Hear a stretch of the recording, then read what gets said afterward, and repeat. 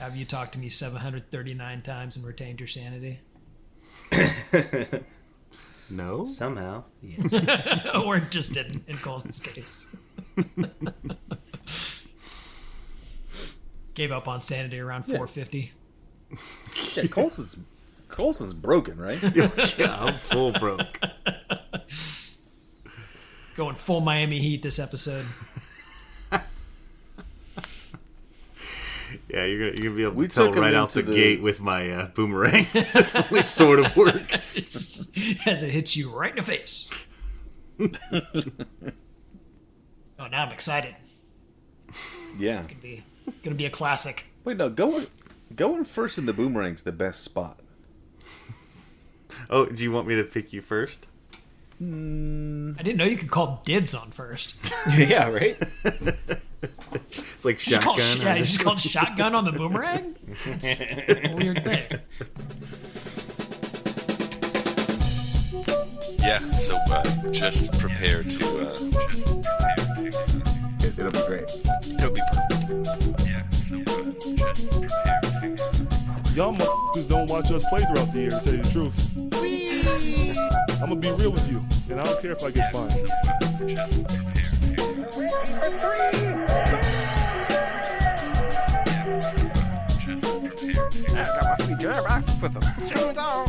That train is off the track. I feel like you can't just like jump through Neptune and be okay. Just prepare to... What the show needs is more dogs and bears and chickens and stuff. Yeah, so just prepare to be awash in unbeatable goodness. Welcome, Pacers fans. You were listening to the Undebeatables, your semi-weekly Pacers podcast. This is episode 739er, coming to you from Indianapolis, Indiana. I'm your host, Joey Gaffrida, the man behind the dials. This show, we're going to do a boomerang. We're going to discuss the first round of All-Star returns. We're going to talk about Jimmy Butler burning bridges. We'll have a stat of the week and undegoogleable for you as well. Joining me this week are all three of our analysts, coast to coast, like buttered toast. First, from the high school home of Jameson Brewer, Silver Spring, Maryland, it's the doctor, Jason Triplett. What is up, Pacers fans? What is up, Undebeatables? Shout out. I don't know what I'm shouting out to. Shout out to 2025 being a year that I'd never thought of. And all of a sudden we're here. It's crazy. Living in the future. From Asheville, North Carolina, he's our in-house bartender, mixing up the drinks in their crappy jingles, and is the queen bee, John Colson. Am I getting in trouble with like Beyonce fans? Is that a thing? You tell me. We're just trying to expand our audience, you know. I see, for sure. No bad press. No, and it was just the letter B, so it's different. Okay. So, and am I bae? What's going on? And also, am I getting in trouble because she's gonna beat me up? Is that how we're getting good press? I would watch that. Yes and yes. Yeah. Pay to watch that. What is up, Undebeatables? What is up, Pacer Nation? I just love doing this crap. 2025, we are nearing our what anniversary, Joey? Oh yeah, we're coming up on our. Was it the 14th? Something like that? I think. Seems right. Yeah, it got it on. No, 13th. 13th year. Oh my goodness. Well, Yeah, happy birthday to us. Well, or maybe next week. I don't know. yeah, but that's a long time. Yeah. A long time. I'll blow out some candles this weekend next. Why not? From Tacoma, Washington, out west, it's our enforcer, John Harper. What is going on, fellas? Shout out our listeners this week. Ooh, Sorry, guys. Yeah. Well, before we get into the show, I want to call on those listeners that were just called out and remind them that they can support us, the longest running Pacers podcast, by heading over to patreon.com patreon.com/undebeatables. And you can support our show for as little as $1 per month. There's actually cheaper options, but it's things, it's actions you can do. It's, just telling a Pacer fan in your life who we are, and then, asking them for their phone and subscribing it. I think Colson does that a lot. I do. He's like, just let me have your. Just give me your phone. Just let me have your phone. I'll do it. Shout out to our show being a teenager. Oh no, that's not good. Puberty, the puberty of the pod. It's going to be some stormy years coming up, I think. We're going to finally find ourselves. Of the pod. Finally growing into our podcast body. Well, speaking of that, Colson, I think you got a boomerang for us. A bango HLAB. Got a boomerang. So I was just going over some NBA numbers, and I noticed that Kevin Durant is 21 points away from passing Moses Malone on the all-time scoring list. And then I realized I was looking at an NBA/ABA list instead of an NBA list. So Kevin Durant is actually 8th all-time in the NBA list, and he's he's 2,000 points away from Wilt Chamberlain for the 7th spot. But he will be passing Moses Malone on the NBA/ABA most points of all time here in a game or two. So I was wondering whether you guys can name the top 15 players in scoring all-time points in the NBA/ABA combined list. It's a little bit different. There's a few extra players in there. As you can tell, Durant's 10 in the combined list. He's 8 on the NBA list. So, Jason, we're going to start with you. I called it. That's why we're starting with Jason. Can I just take the easy one and go Moses Malone? Yes, you can do that. Okay. Good. He has 29,580 points in his combined career, ABA-NBA. He is 11th all-time in the NBA. All right. Harper. How about Kareem? Kareem. Same in the ABA as the NBA. He's the second leading scorer of all time.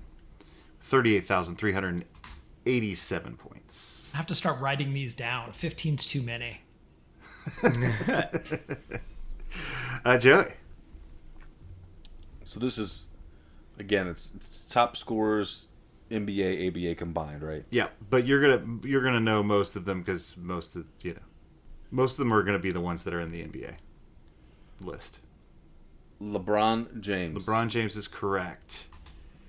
41,222 points. 1,000. The man is still scoring points. So he had 2,000 points in the ABA then, huh?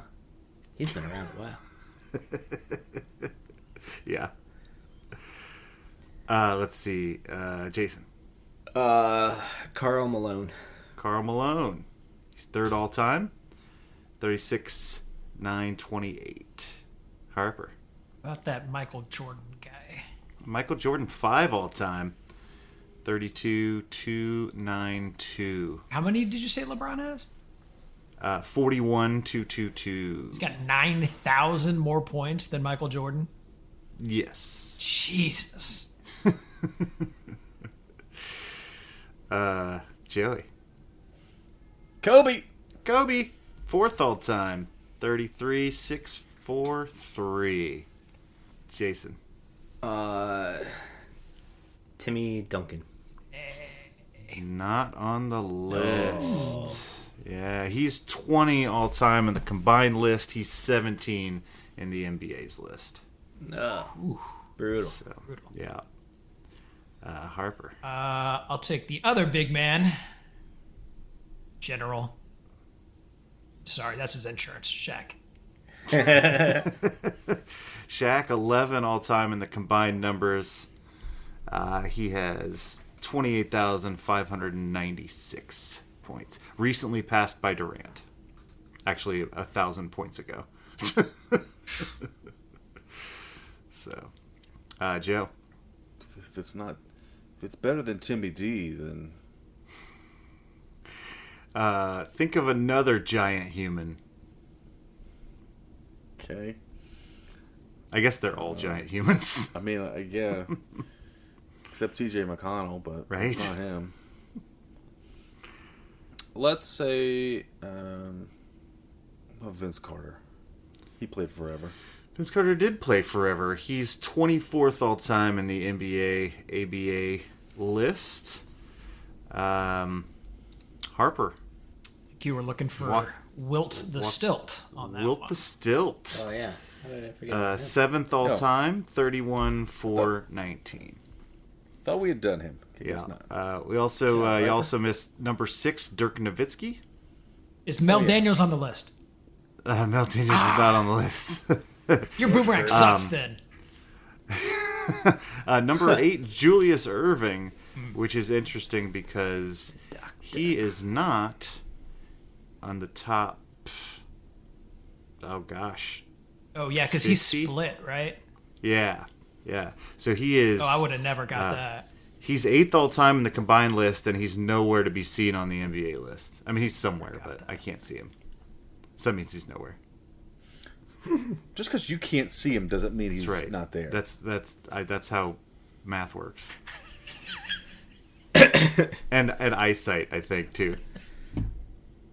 Is Mello on there? Oh, Mello is 12 all time with 28,289. He is 10th all time in the NBA. how many are left? So basically, we got Is James 3 Harden up left. there yet? James Harden is creeping there. He's 16 on the NBA list. He's 18 on the combined list. Hakeem? Hakeem, Ooh, good one. 15th. Yeah, on the combined list. The guys that benefited greatly from there are 3 guys that benefited from this combined list: Julius Erving, Moses Malone, and Dan Issel. Played a lot of his. He's a 13th all time on the combined list. Wow. Yeah, And then you've would got, not have gotten that one. and then Issel Elvin and Issel. Hayes. Elvin Hayes. And that is rounds out your top 15. Oh, that was a good one. Yeah. That was fun. Yeah. The more you know Got about some- the NBA's past. I've got some issues about the format and who gets to go first, but besides that, it was fun. Send your letters via email. He'll be sure to read them Yeah. first thing in the morning. My shotgun counted because you have to wait until the show starts, and I did it on the second sync. Ugh. All right. Well, maybe you know what? If you put it in the Indie Star, then of course we'll read it there. Yeah. Only the paper version Just though. take out out an an ad ad for in shotgun. the paper version. Yeah. Right. Harper, just to make you feel better, top 10 ABA scores of all time. Louis Dampier is 1, clearly. And then Dan Issel. Mel Daniels is 4. All right. Above Julius Erving. And Roger Brown is number 10. Nice. We got 2 in the top 10. 2 in the top 10. That's right. If we had done Oh, and just Freddie that one, Lewis. then- We got Freddie Lewis, too. He's number 6. Hell. if you had done that one instead of the one you did, then Harper wouldn't have said that your boomerang sucks. George McGinnis is 21. If you make me do the top 25 ABA scores of all time, it's going to be a long show. Yeah. Never even heard of these guys. Bob Nedelicki, 14th all time. Who did Louis Dampier play for? I don't think this is a Eric made-up Dampier's person. dad? That's what I was going to say. It might be. It's got to be. He was born in Indianapolis What? in 1944. That's where all great hoopers are born. Oh no, well, or I'm sorry, maybe he died in Indianapolis. I don't know. It's also where all great hoopers go to die. Hooper heaven. He's known as Little Louie or King Louie. Those are his. And he played most of his career with Kentucky, the Kentucky Colonels. Did he wear the number 14? Number 10. He was a 7-time All-Star, 4-time All-ABA. He won a ring in 75. I don't know anything about King Louis X. And he was a Hall of Famer. He finished his career with San Antonio after they moved to the NBA. Yeah. Well, I learned a new name. Who knew that he had the most points in ABA history? I would have lost on Jeopardy on that one. It would have been here all night. 6 feet tall. Wow. Yeah. Basketball Reference is not showing him as related to Eric Dampier. Okay. So, maybe not. In his second year, he averaged 42.6 minutes per game. Seems like a lot. He's the league's all-time leader in points and three-point field goals. Ooh. All right. Well, Colson, thank you for your game. And now I want to move on to the NBA All-Star voting. The first fan returns. It's just voting from the fans. You know, I think that there's a little bit of some potential shenanigans out there. I'm seeing these ads for like your vote counts triple these days, and so is that true? Take it. Yeah, that's what I seriously saw some of that. But so they with a little bit of salt, but I want to read off the I guess top 10 at each slot for both the conferences. Run through them here quickly. Western Conference front courts: Nikola Jokic, Kevin Durant, LeBron James, Anthony Davis, Victor Wembanyama, Alperen Sengun, Jalen Williams, Andrew Wiggins, Domantas Sabonis, Jaren Jackson Jr. For the guards, I think no surprise here, SGA, Luka Doncic, Stephen Curry, Kyrie Irving, Anthony Edwards, James Harden, Ja Morant, De'Aaron Fox, Devin Booker, Norman Powell. Hey, Colson, have you already looked at these? No. I feel like we made you guess these last year. You want to do the East? Yeah. Norman Powell. Yeah, that's Yeah, what I... that's Seriously? I guess he's in LA, so there's a lot of people We're there. like back in He's those been balling triple this year. votes He's going to play it very well. somewhere. Yeah. So yeah, Colson, you wanna guess on the front court in the East? Yeah, we're gonna go with a Giannis Antetokounmpo. Almost. We're gonna go. Fair. Mostly right. We're gonna go with a Jason Tatum. Nailed it. Let's see. That's all the guys I know. Big market, big man. We're gonna go with Big Cat Yep. from New York Knicks. We're gonna go Big with man, small market. Embiid. Number 8. He's on there. Yep. Has he played? There's no way. A little bit. Play A little bit. As you'll see later, playing doesn't actually matter. Is Paul George on that list? He is number 9. Good. Right next to Embiid. Perfect. Let's see. I think that's most of the big men I know. What about Jaylen Brown? Does he count as a big man? 5. Yeah. Ooh, I like Jared Allen or who's their other kid? Big guy? Evan Mobley. Yeah. They on there? Evan Mobley is number 10. Okay. Oh, you're killing this. You are Poor killing Jared this. Allen. Let's see. You got to hit my small market team. We got 2 running mates from a small market squad. Oh, okay. We're going.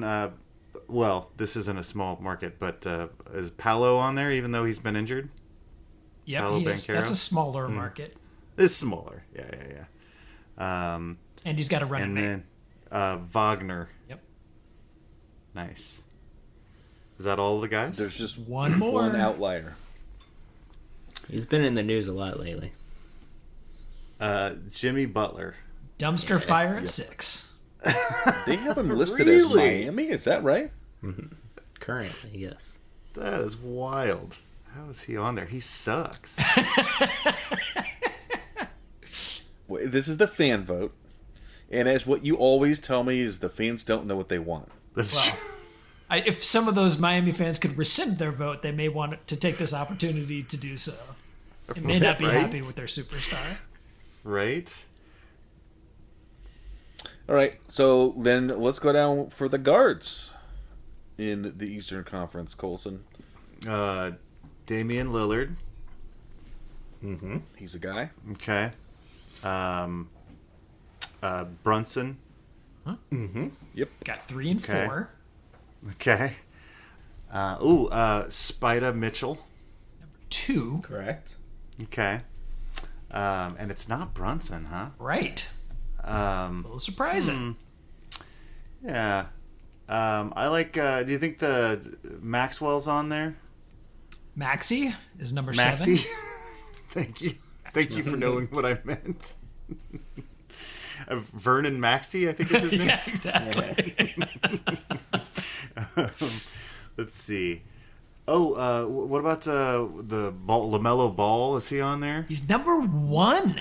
Numero uno. Chicks dig the long ball, I guess. Apparently. Okay. All right. Is Tyrese has not been real consistent. Is he on the list? He is not. No. Hey. Oh, don't like that. How many guys left I got? 1, 2, 3, 5. 4, 5. Jeez. Okay. Yeah, these are tough. I mean, they're all guys you know, and they're good. I mean, I know most of the guys in the NBA. Yeah. yeah. Unlike the ABA. Louis what about, Dampier is not on this list. Louis Dampier's not on the list. And no Luka Doncic. I suppose he's in the other bracket. Think Steph Curry impersonators. Okay. Ooh, Trey Young. Yeah. There's one. Okay. Who This else? one's going to be hard to get. Think worst team in the league. Oh God. Yeah, I wouldn't have got this even with that. Is that Cade Cunningham? Yeah, Okay, Cunningham, yes. he's there. But that's not who you meant. 6. That's not who I meant, no. Oh, God. The Pistons Here's are a only a worst half team. game behind us. Okay, great. The Wizards are the worst team in the league, right? Uh-huh. are. Yeah, And they deserve it. Who do they have on their team? Right? good question. Oh, All I could think of was a big man. right. They've got the guy that used to be on the Lakers. Yeah.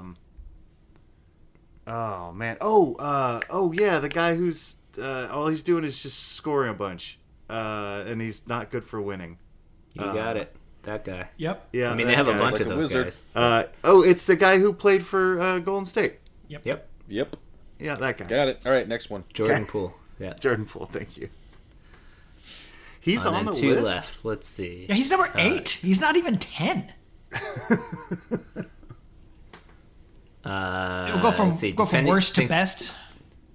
How is Tyrese not on this list? We got freaking Poole on there. Go from worst to best and team in then- the East. The Worst to defending best. champs have somebody on Oh, the list. Derek White. Yep. He's Yep. number 10. Yeah. What about Drew Holiday? Nope. I think he's better than Derek White.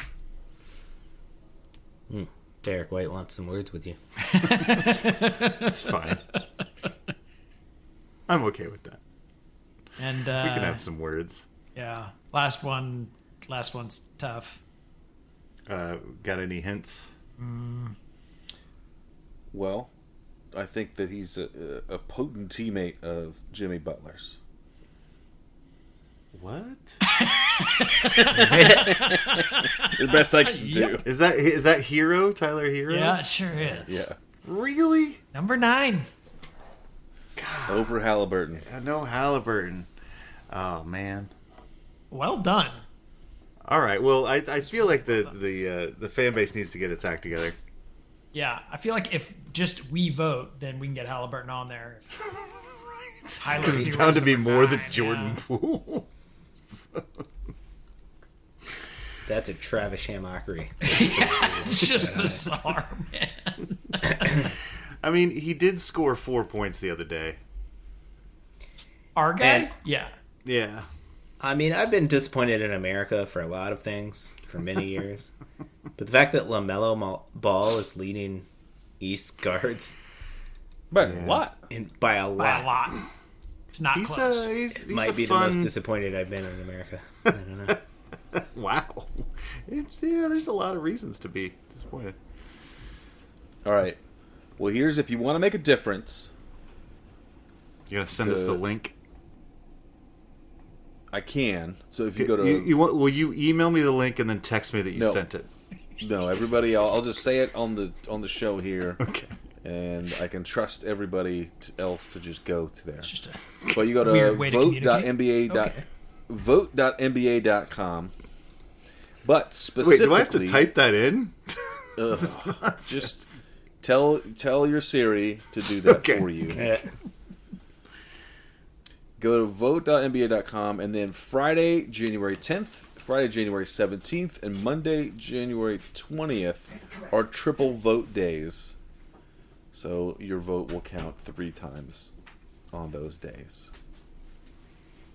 You can vote once per day regardless, but it counts for 3 on those 3 days. And a couple other that have already passed. So weird. yeah, I don't know. I think that they're trying this out before they move it to the general election. They want to increase engagement. They're just workshopping it, yeah. I could definitely see Trump in a meeting. Yes, that's a good idea. Let's look into Yeah. this. Buy one, vote, get 2 free? Is that how it works? Yeah. Sure. Okay. I mean, the politicians have been buying those votes for a while, right? Mm-hmm. So, that's the first return of the All-Star voting. If you don't like these, get out there and vote. Specifically on those days, you can vote once a day and get Halliburton at least on this list. I don't want to have him called up by the coaches. You know, he's been playing better than he was at the beginning of the season. And he deserves to be on here ahead of several of these guys. So a lot of these guys are having great years, but let's get some Pacers on this list, please. All right. Miles Turner's did up want to over dig in. 7 rebounds a game now. Yeah, get him in there. Well, one of those guys we talked about, Jimmy Butler, we mentioned him some last show, and he has requested a trade. From what I've seen, I think I just see the report was that his requested destination was anywhere but Miami. So that's a lot of places that he could go. You know, some of these guys, they only want to play in specific markets, but he just wants out. The team suspends him. He Fans loves are turning burning on him. bridges, doesn't he? Good Lord. He certainly has done that. Everywhere he plays, he makes a huge impact. The team does pretty well, and then they want him out, or he wants out after a couple years. And Miami is the latest recipient of that. So I want to talk about potential destinations for Butler and we can get into some specific trades, but if you want to, but more, I want to see about what team could utilize him, what team would want him. I mean, he's obviously a good talent, but maybe a limited shelf life on having him on your team. Is anybody in the market for a Jimmy Butler today? Harper, do you have any teams that you think might be particularly interested in a Jimmy Butler type player? Well, Jimmy Butler says that he is trying to rediscover his joy of basketball and wants to go play for a contender. He actually did throw out, I think, 4 teams. I know that 3 of them were Dallas, Golden State, and Phoenix because he wants to go play for a contender.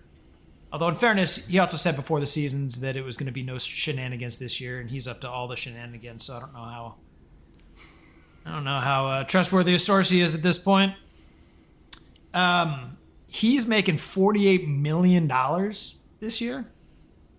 So that's not easy to move. In addition to that, the Heat are an apron team, so they can't take on any new money. A third of the league are in the tax, so they have to make salaries match. So basically, any of those teams, they'd have to trade a quarter of their team to make this work.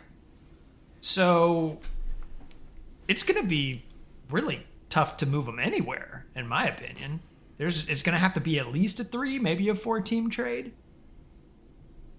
I don't know who wants him that bad. I mean, is there a way for the Suns to just unload 10 of their guys and run out 7 dudes? Well, because also you need Beal to waive his no trade, and that's not. Well, that's what I'm going to say. Yeah, if you could get Beal's contract in there, and that's like.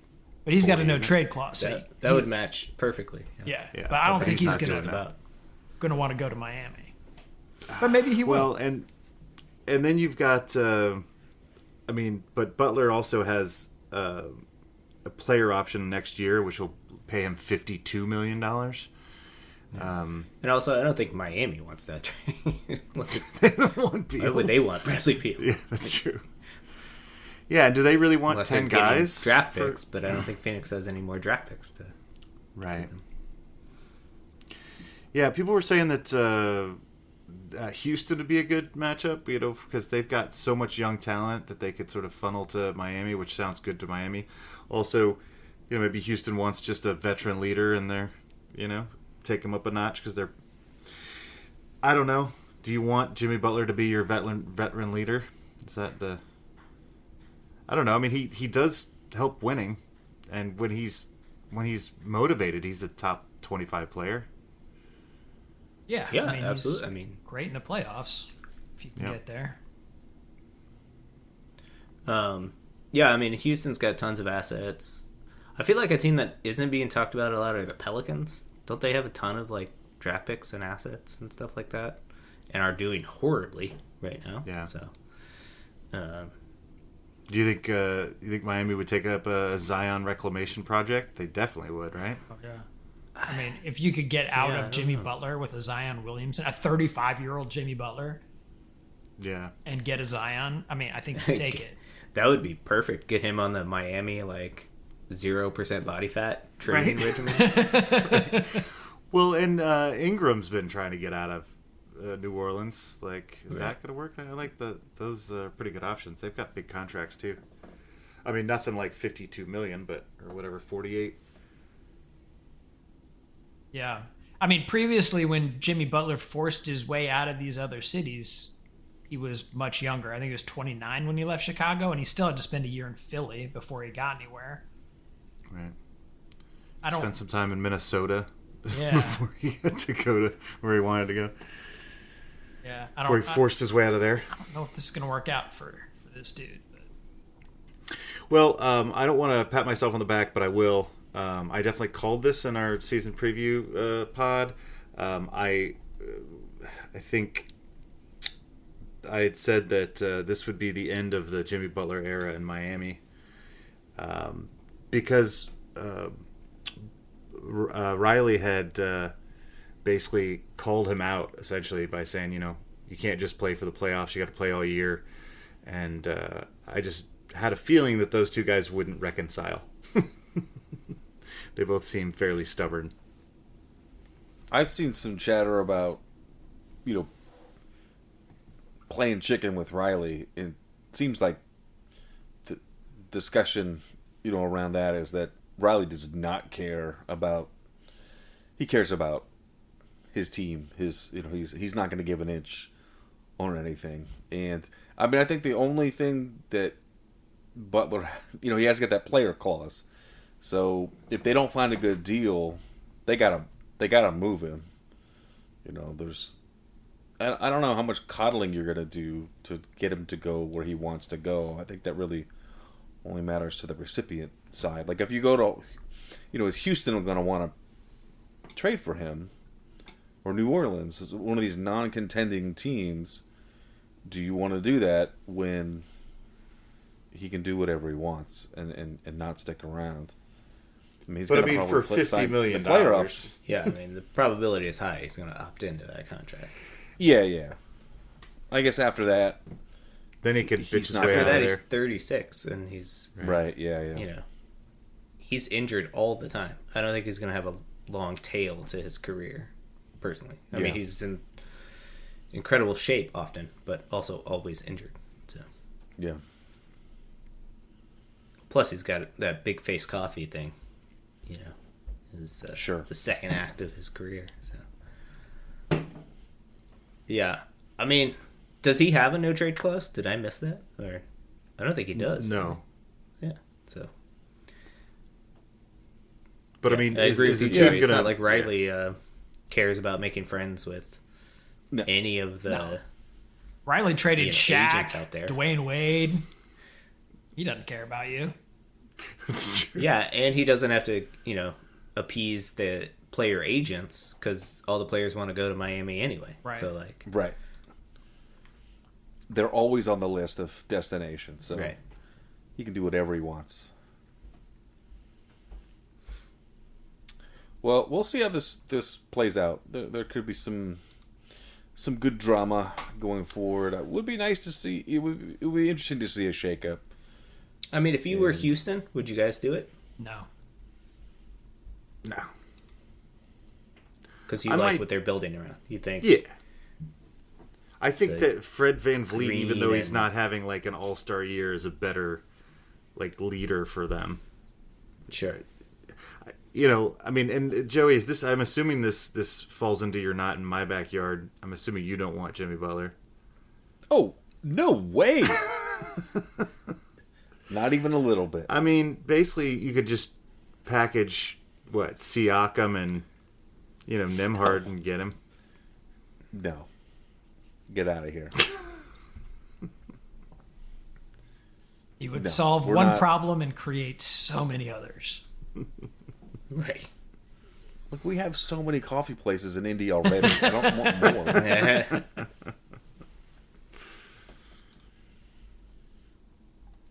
Well, we'll see how this turns out. It will. Yeah, I always like to see. You always like to see. I like to kind of catch up to these things afterwards and just try to figure out motivations on why. Because sometimes they're like, "Oh, this is a good move for both teams," and sometimes it's like, "You got fleeced, bro. Everybody knows it." Well, I like Milwaukee. Why wouldn't that work? I mean, Chris Middleton's clearly fallen off a cliff. See if you can package him in some stuff for Jimmy Butler. And what? I don't know. What do they have? Picks. Bobby Portis. Bobby Portis and Do picks. they have picks? To I don't know. give? They probably don't have picks. What also like does Milwaukee want a Lillard, Giannis, Butler like power struggle? It sounds Love well. I mean, triangle? I don't know. It whatever. sounds like pretty good players on the floor. It is, but I don't know. Butler has not shown to make peace with Butler seems like he would get along with Giannis super well. He's a super competitive guy that, Yeah, I guess that's true. The issue I think Butler has seemed to have is when his teammates don't give 145%. Yeah, he didn't love Big Cat, but he might now. I mean, let's get him on New York. See what's going on. They got all that extra money now that Brunson took a pay cut. Anyway, that's definitely something to keep an eye on over the next... When's the trade deadline? Pretty soon. early. It's like February Yeah. 8th or something like that. Yeah, so about next month or so. And then after that, who knows? I did want to change the topic to something that would be a little bit more contentious than Jimmy Butler. More contentious than Jimmy Butler? Less. Oh. Oh, less. Okay.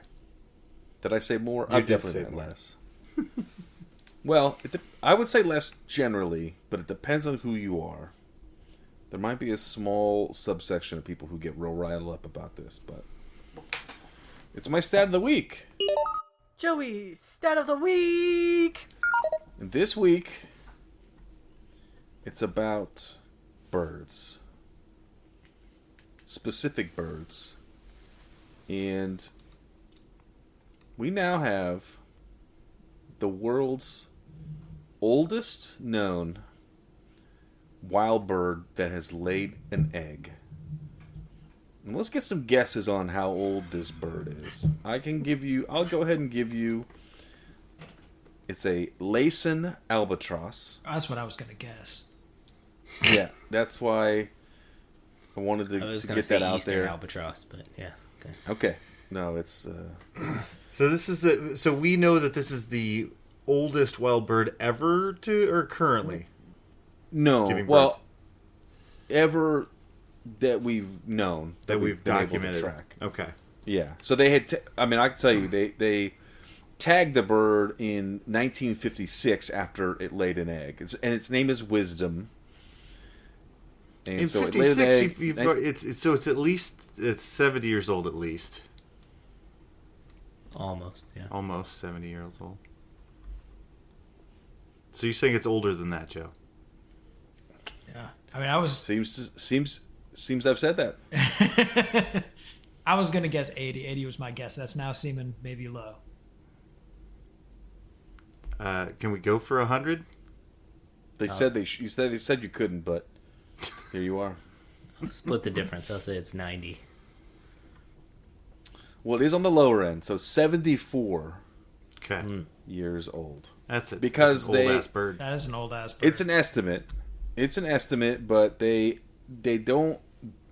Those albatross have not been observed laying eggs below 5 years old. So that's where they're landed on that. So, but the thing is, a 74-year-old bird has laid an egg, and the thing is, their species generally live for 12 to 40 years Jeez. What? total. And it's somehow still in a fertility cycle? That's nuts. Right? Yeah. Still getting it home. So, yeah, so she's almost double the normal lifespan.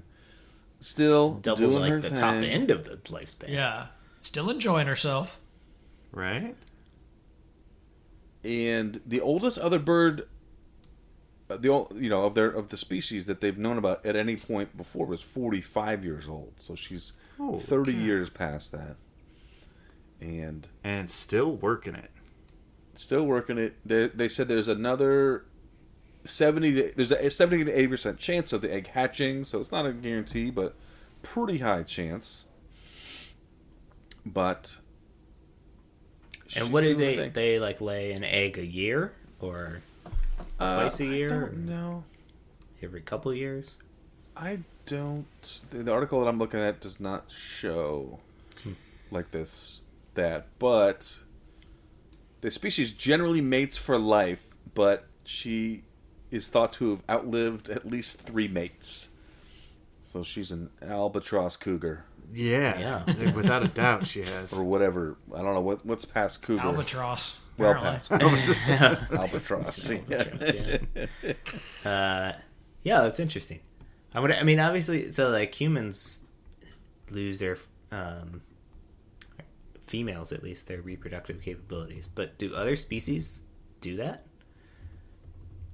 Like, I mean, do like wild animals go through menopause, or do they just That's a good question. keep having babies as long as they can? Yeah, I think it. My guess is it varies by your type. I think maybe mammals maybe do, but maybe birds don't. Maybe birds keep going. I mean, from an evolutionary perspective, it would behoove one to be able to breed as long as possible. Little babies, yeah. As long as the whatever relative viability of the offspring were Sure. still good. Yeah, humans are pretty unique in how far we've outlived our previous average lifespan, though. Right. doubled or tripled what might have been our normal lifespan 1,000 years ago. True. Yep, I'm feeling it. So it looks like it looks like one egg a year. The egg is 4.3 inches by 2.7 inches.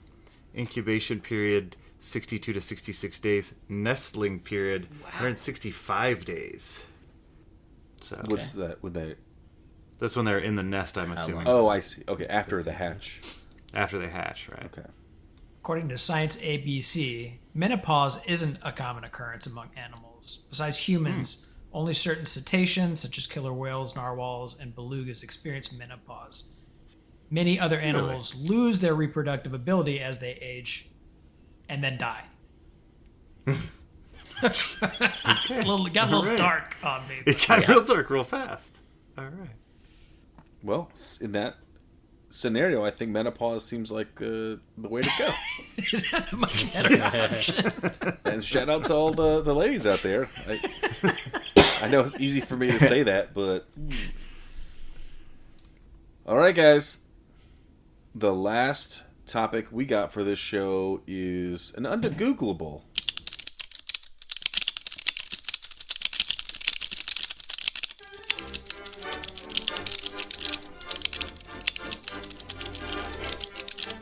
Oh, are we doing under Googleables? That was the plan. Super excited. You told us we had to, so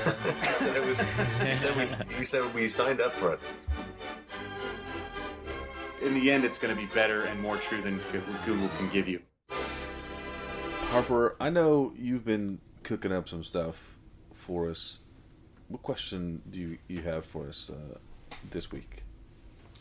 So I ran across one, and it seemed counter to what I would think it should actually be. So I thought, my team is going to have to explain this to me. What is a crash course? It doesn't sound like it would be an effective example of itself. So, can you give what you think the sort of definition is? So a crash course would be generally a quick and probably intense period of study in order to get up and running on something to increase knowledge, I would say. I like that. I'd say so. I always think a little bit that you're cutting corners, because it's a short, a shortened period of time where you're trying to get short up to speed. runway. Yeah. Yeah, you're skipping the details. You're like just hitting the highlights. But you're also it always made sense to me, I guess, because it's like you're cramming a bunch of stuff into a small space of time or whatever brain area. And so that to me fit well with the visual of a car crashing or something like that. I don't know why that, but now that you bring it up, now I wonder why it got that terminology or nomenclature. Well, and I'm wondering now if it's the course of something that's crashing, or is it on a course where things crash? Does that make sense? Do you understand the difference? Oh. Yeah. So Yeah, now I'm confused. Is that a driving school thing? Right. Yeah. Are you driving around the course and then you crash, or are you on a course to crash? I always thought it was more about like a course, like a class itself, but like, look, we're going to have this class that is going to be compressed and, that sort of way, not as more of a route you take kind of thing. Okay, so what you're saying is, would you be practicing crashing on this course? Is it like, would the class itself be practicing crashing? I think it's just an inevitability because you're cutting corners and you're trying to do things in a way that's faster than they should be done in an ideal situation, that you're just gonna just make it happen in whatever way it is. And if that's, I always when Jason, when I think about it, I think about like I do think, like, just if it was somebody on a driving a car, but just running over obstacles in the way, like these silly details, like the cones and things like that. They're just running right through that stuff because we're just trying to get there.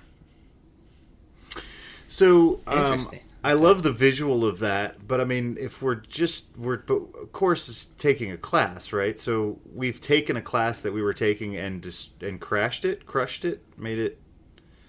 We are no longer getting the most out of it we could. We've now crashed this course. I think what Joey's saying is it's maybe more like an analogy to a crash course, like the way that it's, not that you crash the course, but like the way that the class is conducted is a la a crash course. I was wondering if it might come from the military or something like that, where they're like learning to drive tanks or whatever kind of vehicle, and it's the military, so you have to like do it fastish in basic training or something, and then B, so you're like driving all of these stuff and you commonly crash or something like that. I'd always imagined aviation. Ooh. At some point, all aircraft were experimental, right? And everything that comes off the line is an experiment. So when you do finally take it up to put it through its paces, there's a higher than normal chance of literally crashing that thing. That's a good, yeah. But it would also make sense potentially, like, so you may learn more from crashing than from successful iterations. So for cars too, it may make sense to have a crash course, right? Where you intentionally set up a space in which to crash shit to learn about it. Yeah. Which we do for safety ratings and such, but I don't feel like independent car companies were doing that until very recently and forced to do so. So I don't know if that's a good place to find the genesis of the term, though. I would suggest probably military as well. Well, see, now I want to know Force or something. I want to know the origin of the word course, because there's there's so many different iterations of it, honestly, right? So the course of a plane's trajectory versus the golf course versus the course in school, like Course of antibiotics. There you go. So now where's all this coming from? And I don't even know which course it's supposed to be. Is it from recursive? Shared root? I like your idea of aviation because I feel like, what do you associate with things that crash? It's like planes and cars, basically. Those are your options. And bandicoots. And Oh, bandicoots. who there was a player, his name was Crash. It was played on Charlotte.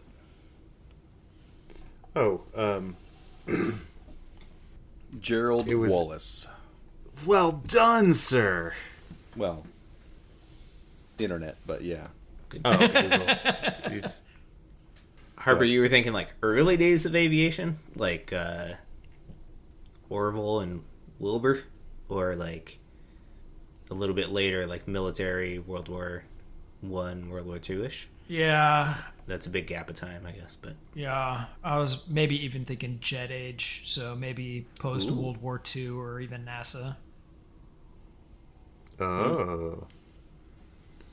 NASA, huh? Okay. What about missiles, right? They're the goal is to crash them. And you put them on a course to crash. I guess it would be more like a explosion course. Yeah, sure. Rocketry, same, similar time frame.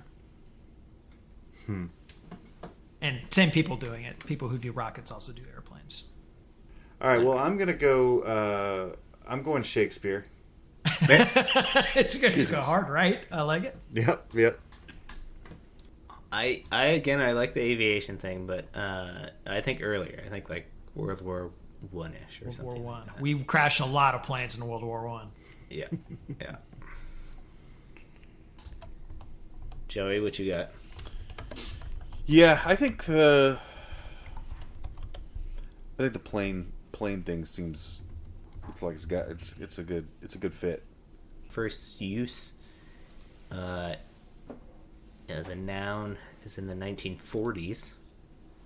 1949 in the Washington Post, but I can't figure out what it It says it was referring to aviation. The education meaning came about in the 50s. So, what is Language Councils?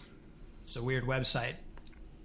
They claim that there isn't a consensus as to where the term originates from, but their favorite is that crash course stems from the term crash land, in which a landing has to be made in unfavorable circumstances. Like a crash course, urgent need, regardless of circumstances.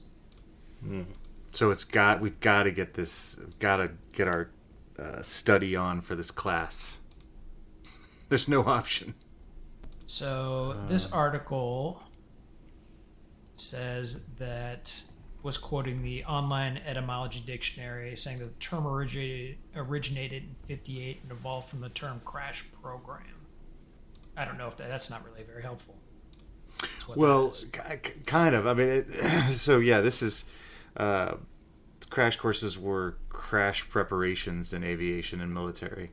So you're literally learning how to crash your plane, like as you said earlier, and then that turns into a metaphorical meaning as intensive training on courses. So if you're a part of a crash program, you're learning to crash and not crash, I assume. Seems like ideally not crash. Right. So crash course is literal, and then there was literally courses about crashing. That doesn't seem like there's a very satisfying answer for such a new phrase. Yeah, it's super new.